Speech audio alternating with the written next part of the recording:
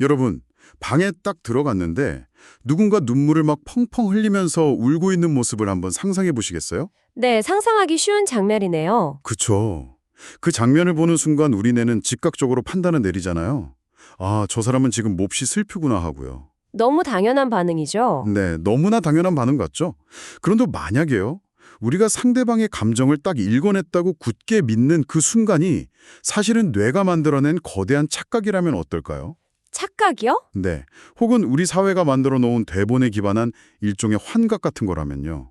와, 아마 지금 듣고 계신 대부분의 사람들은 그 말에 막 강하게 반발하실 겁니다. 하긴 저도 처음엔 그랬거든요. 그쵸. 우리는 다들 태어날 때부터 기쁨, 슬픔, 분노, 공포, 뭐 이런 감정들이 뇌 안에 어떤 고정된 회로로 존재한다고 믿어왔으니까요. 네네, 다윈의 진화론이라 폴 에크만의 표정 연구 같은 거요. 맞아요.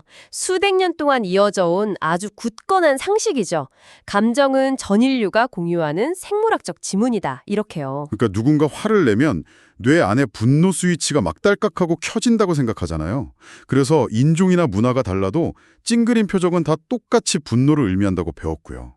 네, 아주 익숙하고 편안한 상식입니다. 하지만 이번 심층 탐구에서는 이 견고한 상식을 밑바닥부터 완전히 해체해 볼 겁니다. 아주 흥미로운 작업이 되겠네요. 네, 오늘 저희가 파헤칠 자료는 리사 펠드만 베렛 박사의 구성된 감정 이론, 그리고 이를 뒷받침하는 최신 신경과학이랑 심리학 연구들인데요. 메인 자료가 아주 탄탄하죠. 맞습니다.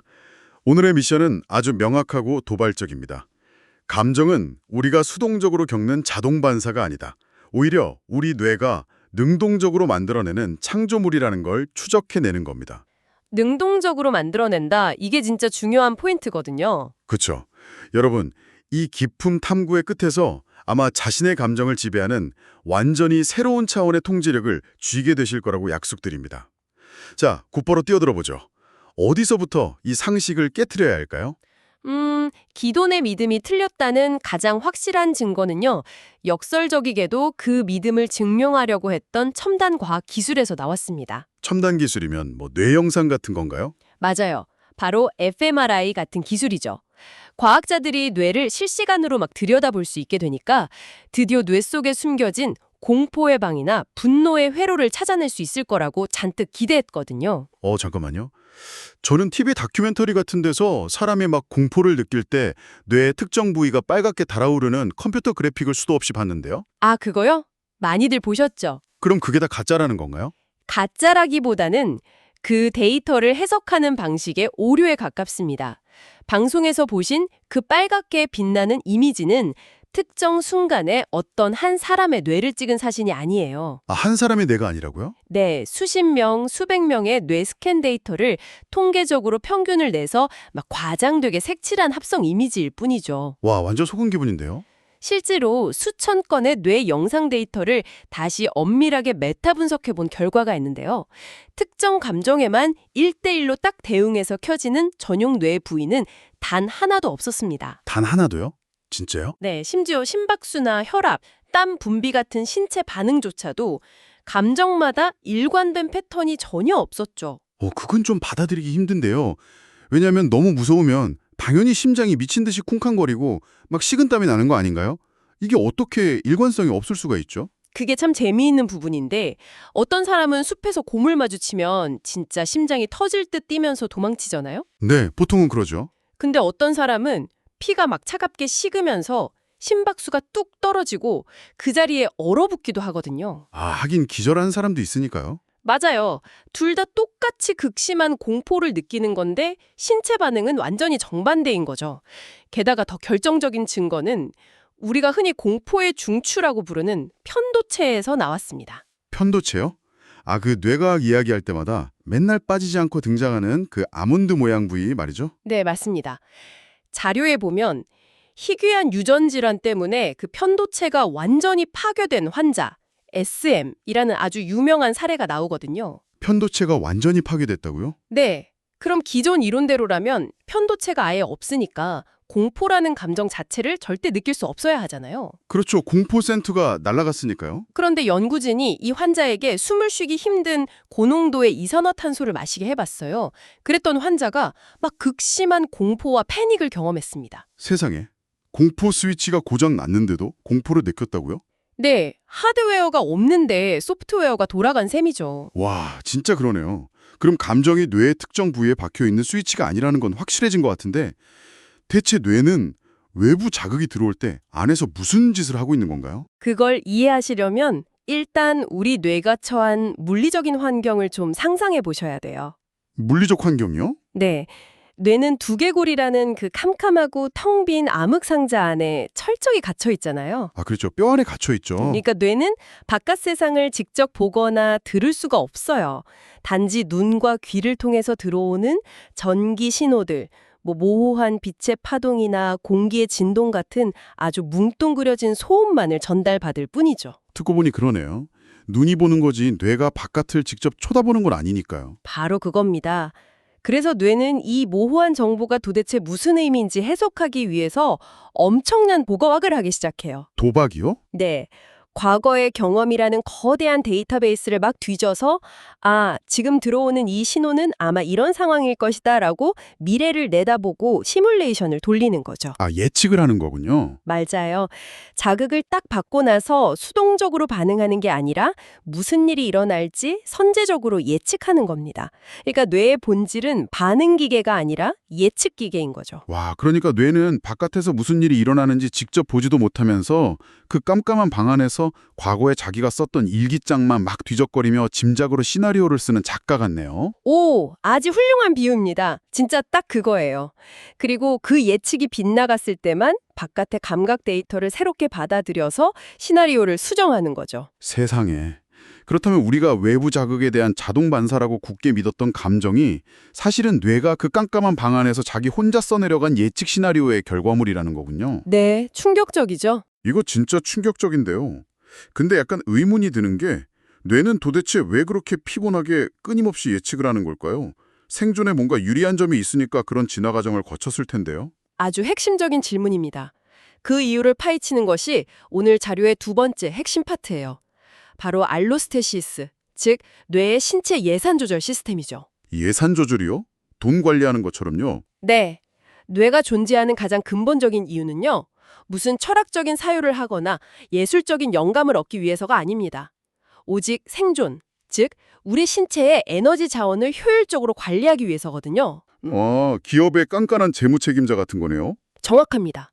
우리 몸에는 물, 포도당, 염분, 호르몬 같은 수많은 자원들이 있잖아요. 뇌는 이 자원들을 언제, 어디에, 얼마나 쓸지 미리 계획을 세우는 재무 책임자예요. 미리 계획을요? 네, 생각해보세요. 목이 마르다는 걸 느끼고 나서 그제야 물을 찾으면 생존 관점에서는 이미 늦은 겁니다. 체온이 막 떨어지고 나서 덜덜 떨기 시작하면 맹수한테 먹힐 확률이 높아지죠. 하긴 야생에서는 반응 속도가 생명이니까요. 그렇죠. 그래서 뇌는 과거 경험을 바탕으로 앞으로 신체에 어떤 요구가 있을지 미리 예측하고 선제적으로 자원을 쫙 배분해버립니다. 이게 바로 알로스테시스입니다. 그러니까 문제가 생기고 나서 수습하는 게 아니라 아예 문제가 생기기 전에 예산을 미리 확 땡겨 놓는다는 거군요. 맞아요. 그리고 뇌가 이 예산 관리를 잘하고 있는지 우리한테 수시로 보내주는 일종의 요약 보고서가 있어요. 요약 보고서. 그게 뭔데요? 그게 바로 우리가 일상적으로 느끼는 기분, 심리학 용어로는 유에닉이라고 부르는 아주 원초적인 상태입니다. 아, 기분이 좋고 나쁜 게 그 보고서였어요? 네. 기분이 좋고 평온하다는 건 신체 예산이 아주 흑자고 안정적이라는 뜻이고요.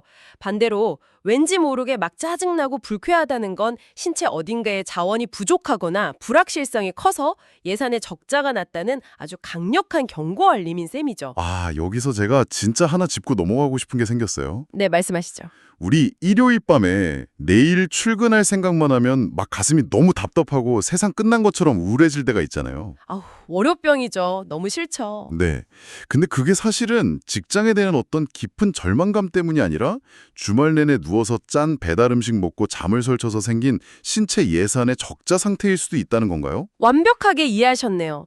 자료에서는 그걸 감정적 독감이라고 표현하거든요. 감정적 독감이요? 와, 단어 진짜 기가 막히네요. 그쵸. 아까 뇌가 암흑상자 안에 있다고 했잖아요. 뇌는 내부 장기로부터 막 불쾌하다는 신호를 받아요. 적자가 났으니까. 네. 근데 그 적자의 원인이 방금 말씀하신 짠 음식이나 수면 부족 때문인지 아니면 진짜 직장 상사 때문인지 뇌는 직접 볼 수 없으니까 모르는 거예요. 아, 모른다. 그래서 과거 경험을 막 뒤져서 가장 그럴듯한 예측을 하나 휙 던지는 거죠. 아, 내일이 월요일이니까 이 불쾌감은 틀림없이 출근에 대한 극심한 우울감이다. 이렇게요. 세상에 예측 오류가 빡 발생하는 거네요. 배가 아프거나 그냥 몸이 피곤한 건데 뇌가 마음이 아픈 걸로 완전히 착각해서 가짜 슬픈 시나리오를 써버린다는 거잖아요. 바로 그겁니다. 와, 그럼 우리가 갑자기 막 짜증이 확 솟구칠 때 심각하게 내면의 트라우마나 인간관계를 막 고민할 게 아니라 일단 물 한 잔 시원하게 마시고 낮잠을 자는 게 감정 조절의 진짜 시작일 수도 있겠네요. 네, 그게 바로 텅 빈 신체 예산을 다시 흑자로 돌려놓는 가장 빠르고 과학적인 방법인 거죠. 놀랍습니다. 근데요, 물 한 잔 마시고 잠을 자는 것만으로는 설명이 다 안 되는 부분이 하나 있어요. 어떤 부분이죠? 신체 예산 보고서가 단순히 쾌, 불쾌, 각성 정도 이런 막연한 덩어리 상태만 알려준다면요. 대체 우리는 어떻게 그 막연한 기분을 분노, 슬픔, 질투, 수치심 같은 아주 수많은 구체적인 감정들로 쪼개서 느끼게 되는 걸까요? 와, 아주 날카로운 질문입니다. 그 막연한 신체 감각을 구체적인 감정으로 섬세하게 조각하는 과정, 그 연금술의 비밀을 풀 열쇠가 바로 언어와 사회입니다. 언어와 사회요? 네, 오늘 자료에 나오는 가장 도발적인 주장이 바로 여기 있어요. 감정은 물리적으로 뇌에 존재하는 실제가 아니라 사회적 실제라는 겁니다. 사회적 실제요. 그러니까 돈이나 법, 국가처럼 사람들이 다 같이 합의했기 때문에 비로소 존재하는 그런 개념이라는 건가요? 정확히 맞습니다. 특정 사회 구성원들이요. 어떤 신체적 상황과 상황의 조합을 딱 묶어서 이건 화라는 감정이야 라고 부르기로 합의를 하고 그 개념을 서로 공유할 때 비로소 그 사회 안에 화라는 감정이 존재하게 되는 거예요. 와, 반대로 말하면 그 개념이나 단어를 모르면 우리는 그 감정을 온전히 경험할 수가 없다는 뜻이기도 하죠. 그렇다면 전 세계 모든 문화권의 감정이 결코 똑같을 수가 없겠네요? 당연히 다릅니다. 예를 들어서 서구권에서 화를 내는다는 건 대개 자기 개인의 권리를 찾기 위해서 타인한테 막 공격성을 드러내는 당당한 행위로 여겨지기도 하잖아요. 네, 영화 보면 자기 주장 엄청 강하게 하죠. 하지만 아시아의 일부 문화권이나 특정 부족 사회에서는요. 화를 내는 것 자체가 권리 주장이 아니라 공동체의 평화와 질서를 무너뜨리는 극도로 부끄럽고 아주 미성숙한 행동으로 간주되거든요. 아, 아예 맥락이 다르군요. 심지어 우리가 만국 공통어라고 믿는 미소 짓는 얼굴조차도 어떤 문화권에서는 행복이 아니라 상대방에 대한 복종, 예의 혹은 그냥 난처함의 표현일 뿐이에요. 아, 그래서 언어가 중요하다고 하는 거군요. 그 메인 자료에 흥미로운 예시가 하나 있었죠. 타인의 불행을 보면서 속으로 묘하게 느끼는 고소함, 그 독일어 단어. 샤덴프로이데 맞죠? 네, 맞아요. 샤덴프로이데. 만약 제가 평생 이 단어를 몰랐다면요. 얄미운 직장 상사가 커피를 확 쏟았을 때 막 피식 웃음이 나면서도 나 왜 이러지? 내가 혹시 사이코패스인가? 하고 제 막연한 불쾌함이나 기쁨을 제대로 처리하지 못해서 엄청 혼란스러웠을 거예요. 그렇죠. 근데 반면에 그 샤덴프로이데라는 단어를 알고 있다면 상황이 달라집니다. 어떻게 달라지나요? 뇌가 즉각적으로 그 복잡한 신체 감각을 샤덴프로이데라는 틀에 딱 찍어내서 아, 이건 인간이라면 누구나 느끼는 정상적이고 일시적인 감정이다라고 깔끔하게 분류해버리거든요. 와, 그러니까 언어는 뇌가 예측 오류를 줄이기 위해서 사용하는 아주 정교한 설계도이자 일종의 쿠키틀 같은 겁니다. 언어가 감각을 찍어내는 쿠키틀이라 이거 정말 소름 돋는 비유네요. 근데 잠깐만요. 이쯤 되니까 하나 강하게 반박하고 싶은 게 생겼어요. 네, 얼마든지요. 그 어린 애기들 있잖아요. 태어난 지 한 6개월 된 갓난아기가 얼굴이 막 시뻘개져서 악을 쓰고 우는 걸 보면 그건 누가 봐도 명백한 분노잖아요. 그렇게 보이죠. 아기는 언어도 모르고 사회적 합의 같은 건 당연히 모르는데 막 화를 내요. 이건 감정이 생물학적으로 타고난다는 결정적인 증거 아닌가요? 부모님들 들으시면 펄쩍 뛰실 것 같은데요? 네, 실제로 많은 부모님들이 그렇게 생각하시고 또 그 믿음이 실제 양육에 큰 도움이 되기도 해요. 하지만 냉정하게 뇌과학적으로 보면요. 신생아는 화나 공포라는 그 복잡한 사회적 개념을 가지고 태어나지 않습니다. 그러면 그 우는 건 대체 뭐예요? 아까 말씀드린 신체 예산의 요약본, 즉 핵심 요인만을 느낄 뿐이에요. 배가 고프거나 기저귀가 축축해서 신체 예산의 적자가 팍 나면 그저 아주 강력한 불쾌감과 높은 각성 상태를 경험하고 터트리는 겁니다. 그럼 아기가 막 악쓰고 울 때 부모들이 아이고 우리 아기 화났구나 무서웠어 이렇게 반응하는 게 사실은 아기의 감정을 읽어주는 게 아니라 부모 자기 뇌에 있는 화라는 쿠키틀을 아기한테 억지로 씌우고 있는 거라는 건가요? 억지로 씌운다기보다는 감정을 가르치는 아주 필수적인 과정이라고 봐야죠. 아, 가르치는 거다. 네, 양육자가 끊임없이 아기의 그 모호한 상태에다가 화났어, 기뻐, 슬퍼라고 언어표를, 이름표를 붙여주는 사회적 참조 과정을 거치는 거예요. 그러면서 아기의 뇌는 통계적인 학습을 시작합니다. 데이터를 막 모으는군요. 맞아요. 수많은 데이터를 모아서 한 3세에서 5세 무렵이 되어야 비로소 구체적인 감정 개념을 뇌 스스로 유추하고 구성해낼 수 있게 되는 겁니다. 와, 저 정말 머리를 한 대 세게 맞은 것 같네요. 결국 감정이란 건 생물학적 본능이 아니라 철저히 사회적으로 학습되고 언어로 구성된다는 뜻이잖아요. 네, 명확하게 그렇습니다. 그렇다면 이 맥락에서 우리가 평소에 진짜 흔하게 듣는 아주 논쟁적인 이야기 하나를 짚고 넘어가야겠습니다. 네, 어떤 이야기죠? 흔히들 여성이 남성보다 태생적으로 더 감정적이다. 여자는 감정에 휘둘린다. 이런 말 엄청 많이 하잖아요. 대중적으로 가장 널리 퍼져 있으면서도 막상 과학적 근거는 가장 빈약한 대표적인 오해죠. 오, 근거가 아예 없나요? 특히 한때 그 대중과학서들 막 유행할 때 여성의 변연계가 남성보다 8배나 더 발달해 있어서 선천적으로 감정적이다. 이런 주장이 마치 기정사실처럼 막 돌아다녔거든요. 네, 여기서 두 가지 철저한 팩트 체크가 필요합니다. 좋습니다. 첫 번째는요.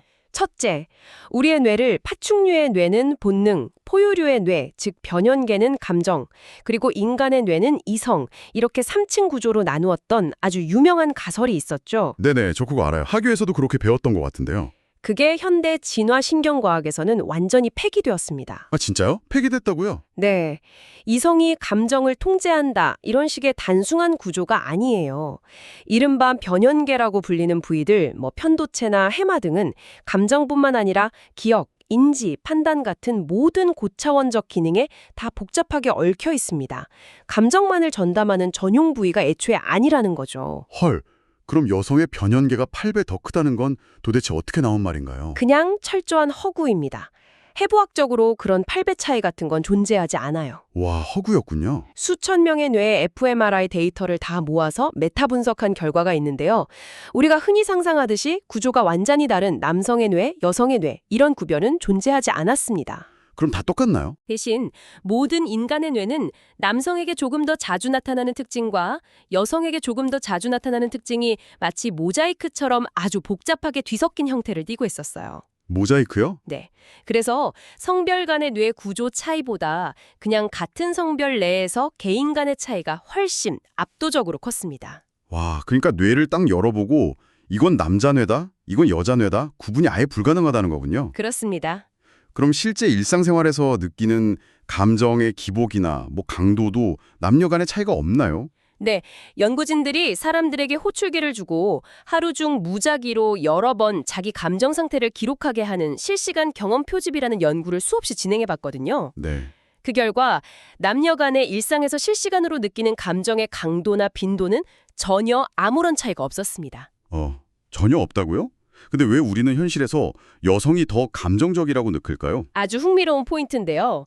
실시간 기록이 아니라 나중에 지난 한 달 동안 얼마나 감정적이었습니까? 라고 회상하게 만들면 그때서야 여성들이 남성들보다 자기가 더 감정적이었다고 보고하는 경향이 확 나타납니다. 어머나. 즉, 실시간의 생물학적 반응이 다른 게 아니라 여성은 남성보다 감정이 풍부하고 섬세해야 하는 그 사회문화적 고정관념의 쿠키틀이 사람들의 기억과 판단을 나중에 왜곡해버리는 거죠. 이거 진짜 놀랍습니다. 해부학적으로 성별에 따라 감정 스위치의 크기가 다르다는 건 결국 대중매체가 만들어낸 신화에 불과했군요. 사회가 너는 이런 감정을 느껴야 해 라고 주입한 대로 우리는 무의식적으로 뇌 안에서 그걸 구성해내고 또 그렇게 기억하는 거군요. 맞습니다. 그렇다면 선천적 하드웨어가 감정을 결정하는 게 아니라면요. 대체 무엇이 우리 개인의 감정 능력 수준을 결정짓는 걸까요? 아까 말씀하신 그 언어, 즉 내 안에 쿠키틀이 몇 개나 있는지가 핵심이겠네요. 네, 이 지점이 바로 오늘 탐구의 하이라이트라고 할 수 있습니다. 이 능력을 심리학에서는 감정 정밀도라고 부르거든요. 감정 정밀도요? 네, 감정 정밀도란 자신의 내부 상태를 그냥 나 기분 나빠, 아 짜증나 이렇게 뭉뚱그려 러벨링하는 게 아니라요. 네. 나는 지금 부당한 대우를 받아서 억울하다, 혹은 나는 내 실수가 들켜서 무안하다, 나는 기대했던 일이 어긋나서 서운하다 처럼 아주 고해상도로 세밀하게 구분해내는 능력을 말합니다. 해상도요? 그러니까 그냥 말을 유창하게 하는 수준이 아니라 이게 진짜 신체에 물리적인 영향을 미친다고요? 엄청난 차이를 만들어냅니다. 아까 뇌의 최우선 임무가 신체 예상 관리라고 말씀드렸죠? 네, 알로스테시스. 만약 직장에서 상사한테 막 깨지고 났을 때 뇌가 지금 이 상태를 그저 기분 나쁨 혹은 열받음이라는 아주 저해상도로 예측했다고 쳐보죠. 네. 그럼 뇌는 도대체 지금 뭐가 문제인지, 내가 싸워야 할지 도망쳐야 할지 구체적인 행동 계획을 세울 수가 없습니다. 불확실성이 극에 달하는 거죠. 그럼 뇌가 어떻게 할까요? 완전 비상사태니까 일단 경고음부터 빵빵 울려대고 난리가 나겠네요. 빙고! 뇌는 일단 살고 봐야 하니까 불필요한 스트레스 호르몬인 코르티솔을 과다하게 팍팍 분비하면서 엄청난 에너지를 낭비해버립니다. 심장은 미친 듯이 뛰고 혈압은 막 오르죠. 아우, 상상만 해도 피곤하네요. 반면에 감정 정밀도가 높은 사람은 똑같은 상황에서 나는 지금 상사의 지적이 다른 사람들 앞에서 공개적이어서 무안하고 수치스러운 상태다라고 아주 정확히 라벨링을 합니다. 아, 원인이 명확해지네요. 네, 이유를 정확히 아니까 뇌는 당장 변명학원에 도망치지 말고 일단 심호흡을 한 뒤에 나중에 따로 면담을 요청하자라는 구체적인 대처 방안을 마련할 수 있어요. 와, 뇌가 상황에 대한 통제감을 얻었기 때문에 불필요한 코르티솔 분비를 즉각 중단하고 예산 낭비를 딱 막는 겁니다. 잠깐만요. 감정에 어떤 단어를 가져다 붙이느냐에 따라서 내 뇌에서 스트레스 호르몬이 막 나오기도 하고 안 나오기도 한다는 거잖아요? 이거 진짜 마법 같은데요? 심지어 뇌 구조 부위들의 협업 능력까지 완전히 달라집니다. 뇌 구조가요? 네, 조금 전문적인 용어로 우리 뇌에는 몸의 내부 감각을 읽어드리는 일종의 센서 역할을 하는 섬엽이라는 부위가 있고요. 이성적인 판단과 계획을 담당하는 전두엽이 있습니다. 네, 전두엽은 많이 들어봤어요. 정교한 감정 단어를 사용해서 라벨링을 하는 그 과정은요, 이 섬엽과 전두엽 사이의 연결망을 폭발적으로 활성화시킵니다. 오, 즉, 내부에 막 모호하고 요동치는 감각을 이성이 완벽하게 장악하게 되면서 뇌의 전반적인 집행 기능, 그러니까 충동을 조절하고 목표를 향해 나아가는 능력이 극대화되는 거죠. 와, 그래서 자기 감정을 고화질 4K 해상도로 또렷하게 들여다볼 줄 아는 사람들이 맨날 옛날 흑백 TV처럼 그냥 좋다 싫다 이 두 개밖에 없는 사람들보다 훨씬 더 건강하고 회복도 빠르다는 거군요. 네, 실제 데이터가 그걸 완벽하게 증명합니다. 감정 정밀도가 높은 사람들은요, 평소에 불필요한 염증 반응이 적어서 면역 체계 자체가 강력해요. 잔병 치레도 덜하겠네요. 맞아요. 병원 방문 횟수도 적고요. 스트레스성 질환이나 알코올 같은 약물 의존도도 유의미하게 낮습니다. 게다가 학업이나 업무 성취도에서도 압도적으로 유리하죠. 학업성 지도까지요? 네, 실패했을 때 난 끝장이야, 내 인생 망했어 이러면서 거대한 재앙으로 느끼는 대신에 내가 이 과목의 특정 개념이 부족해서 좀 아쉽고 속상하다라고 정확히 짚어내기 때문에 회복 탄력성에서 엄청난 격차가 벌어지는 겁니다. 감정 단어는 그저 글짓기를 잘하기 위한 어휘력이 아니라 이 가혹한 세상에서 내 몸과 마음을 보호하고 앞으로 나아가게 만드는 진짜 가장 강력한 생존 무기이자 방패였네요. 완벽한 요약입니다. 와, 여기까지 들으신 청취자분들이라면 이제 막 몸이 달아오르실 겁니다. 좋아, 이론은 완벽히 이해했어. 그럼 도대체 어떻게 해야 내 뇌의 감정 해상도를 4K로 업그레이드할 수 있지? 하면서요. 당연히 궁금해 하시겠죠. 그래서 준비했습니다. 일상에서 지금 당장 써먹을 수 있는 감정의 건축가가 되는 4가지 실전 기술입니다. 전문가님, 첫 번째는 뭔가요? 첫 번째는 스스로 감정 단어 수집가가 되는 겁니다. 단어 수집가요? 네, 뇌에 계속해서 새롭고 다채로운 쿠키 틀을 제공하는 작업이죠. 매일 습관적으로 쓰던 짜증나, 대박 이런 뭉뚱그려진 단어 대신에요. 책을 읽거나 대화하면서 미묘한 감정 단어들을 의도적으로 막 수집해 보세요. 오, 예를 들면 어떤 게 있을까요? 뭐 애달프다, 여롭다, 서글프다 같은 섬세한 우리말도 좋고요. 아까 말씀드린 샤덴프로이데나 대페자망 같은 다른 언어의 단어도 훌륭합니다. 뇌가 예측을 구성할 수 있는 재료가 풍부해질수록 여러분의 감정 스펙트럼은 상상할 수 없이 넓어집니다. 언어 공부가 곧 뇌를 개조하는 간증 공부였군요. 당장 오늘부터 단어장 하나 만들어야겠습니다. 자, 두 번째 기술은요. 제가 자료 읽으면서 가장 좋아했던 겁니다. 바로 신체 예산 점검학입니다. 아주 중요한 포인트죠. 아까 제가 말했던 감정적 독감 기억나시죠? 갑자기 막 성질이 뻗치거나 세상 모든 게 삐딱하게 보일 때 당장 내 성격의 결함이나 내 주변 사람들을 탓하기 전에 일단 멈추세요. 네, 일단 멈춰야 합니다. 그리고 스스로에게 물어보는 겁니다. 나 오늘 물은 충분히 마셨나? 어제 잠은 잘 잤나? 밥은 제때 먹었나? 이렇게요. 아주 현실적이고 가장 강력한 방법입니다. 부정적인 기분이 막 몰려올 때 즉각적으로 물 한 잔을 시원하게 마시거나 밖으로 나가서 딱 10분만 가볍게 걸어보세요. 네. 신체 자원이 딱 안정되는 순간 뇌는 그 불안한 예측 시나리오를 쫙 찢어버리고 훨씬 평온하고 합리적인 감정을 새롭게 구성해낼 겁니다. 진짜 내 몸을 먼저 돌봐야 마음이 잡히는 거네요. 이어서 세 번째 기술은 바로 제라벨링입니다. 이름표 바꿔 붙이기. 네, 제라벨링. 이건 정말 중요한 면접이나 발표 앞두고 긴장될 때 쓰면 최고일 것 같은데요. 보통 막 심장이 미친 듯이 쿵쾅거리고 손에 땀이 나면 뇌는 잽싸게 나 지금 완전히 쫄아서 너무 불안해 라는 라벨을 척 붙여버리잖아요. 맞아요. 바로 그때 의식적으로 개입해서 그 라벨을 떼었다가 새로 딱 붙이는 겁니다. 어떻게 붙여야 되죠? 이건 불안이나 공포가 아니다. 내 몸이 지금 이 중요한 발표를 완벽하게 해내기 위해서 뇌와 근육으로 에너지를 폭발적으로 끌어올리는 흥분 상태다. 라고요. 와, 이렇게 이름만 바꿔 불러줘도요. 뇌는 신체 자원을 회피와 위기 대응 모드가 아니라 목표 성취 모드로 싹 전환시킵니다. 이거 진짜 뇌를 해킹하는 기분인데요. 당장 내일 출근해서 심장이 막 쿵쾅거리는 일이 생기면 속으로 외쳐야겠습니다. 오, 내 몸이 잘하려고 시동 팍팍 거는 중이구나. 여러분도 꼭 해보시기 바랍니다. 자, 마지막 네 번째 기술은요? 바로 경험의 확장입니다. 경험의 확장이요? 네. 뇌는 철저히 과거 데이터베이스 안에서만 미래를 예측하거든요. 그러니까 맨날 똑같은 출퇴근길, 늘 만나던 사람, 맨날 먹던 음식만 반복하면 뇌의 예측 모델은 그만큼 가난해집니다. 뇌가 쓸 수 있는 재료가 없는 거군요. 그렇죠. 전혀 새로운 장소로 낯선 여행을 떠나보고 평소라면 절대 읽지 않을 분야의 책도 좀 읽어보고 향신료가 가득한 낯선 음식에도 도전해보세요. 네. 이 모든 새로운 자극들이 뇌의 새로운 예측 재료로 차곡차곡 쌓여서 당신을 훨씬 더 정교하고 유연한 감정의 소유자로 만들어줄 겁니다. 자, 정말 숨가쁘게 달려온 오늘의 깊은 탐구. 이제 결론을 내릴 시간입니다. 핵심은 이겁니다. 우리는 더 이상 뇌 속에 숨겨진 감정 스위치에 이리저리 휘둘리는 무력한 희생자가 아닙니다. 절대 아니죠. 내가 어제 너무 화가 나서 어쩔 수 없이 그런 험한 말을 해버렸어 라는 흔한 변명은요. 적어도 오늘 이 비밀을 알게 된 우리에게는 더 이상 통하지 않겠죠. 내 뇌가 그런 엉망진창인 분노를 구성하도록 방치한 것에 대해서 스스로 꽤 무거운 책임감이 따르니까요. 네, 맞습니다.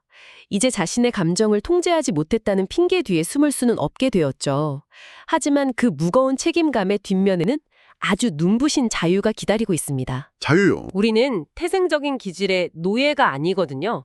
언제든 새로운 단어를 배우고 물 한 잔으로 내 몸을 돌보고 낯선 경험을 더함으로써 당장 내일의 내 감정을 어제와는 전혀 다르게 내 손으로 직접 설계할 수 있는 거대한 권력을 얻은 셈이죠. 맞습니다. 우리는 모두 스스로의 감정을 지어올리는 위대한 건축가인 거죠. 자, 이제 탐구를 마칠 시간인데요. 마지막으로 오늘 밤 혼자 조용히 곱씹어 볼 만한 흥미롭고 좀 도발적인 화두로 하나 던져드리겠습니다. 네, 좋죠. 오늘 우리가 함께 분석한 자료에 따르면요. 감정이라는 건 전 인류가 똑같이 타고나는 생물학적 지문이 절대 아닙니다. 철저히 각자의 문화, 언어, 그리고 맥락에 따라 구성된 환상이죠. 그렇죠. 미소 짓는다고 무조건 행복한 것도 아니고 심장박동이 빨라졌다고 해서 무조건 공포나 거짓말을 의미하는 게 아니라는 게 오늘 내내 증명된 팩트입니다. 그랬다면 한번 생각해 보세요.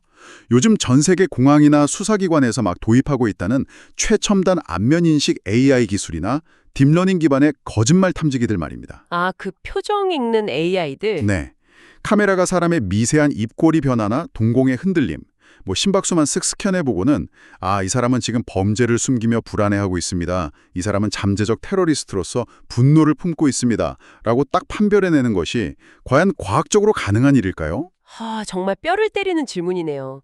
인간의 뇌조차도 주견 맥락 없이는 표정만으로 감정을 절대 읽어내지 못하는데 도대체 저 수많은 AI 알고리즘들은 지금 무엇을 기준으로 우리의 감정을 자기들 마음대로 읽어내고 평가하고 있는 걸까요? 그러니까요. 어쩌면 AI는 진짜 인간의 감정을 읽는 게 아니라 그냥 그 프로그램을 개발한 사람들의 편견이 담긴 쿠키틀을 우리에게 강요하고 있는 건 아닐까요? 와, 정말 등골이 서늘해지면서도 지적 호기심을 마구 자극하는 거대한 모순입니다. 이 소름 돋는 질문에 대해 여러분 스스로 어떤 해답을 내리실지 정말 궁금하네요. 자, 오늘 저희가 준비한 탐구는 여기까지입니다. 네, 오늘 정말 즐거웠습니다. 오늘 나누었던 이 깊은 통찰이 당신이 내일 아침 눈을 뜨고 느끼는 첫 감정의 색깔을 조금이나마 더 선명하고 아름답게 바꿔놓았기를 바랍니다. 깊은 바다 같은 지식의 세계에서 다시 뵙겠습니다. 함께해 주셔서 감사합니다.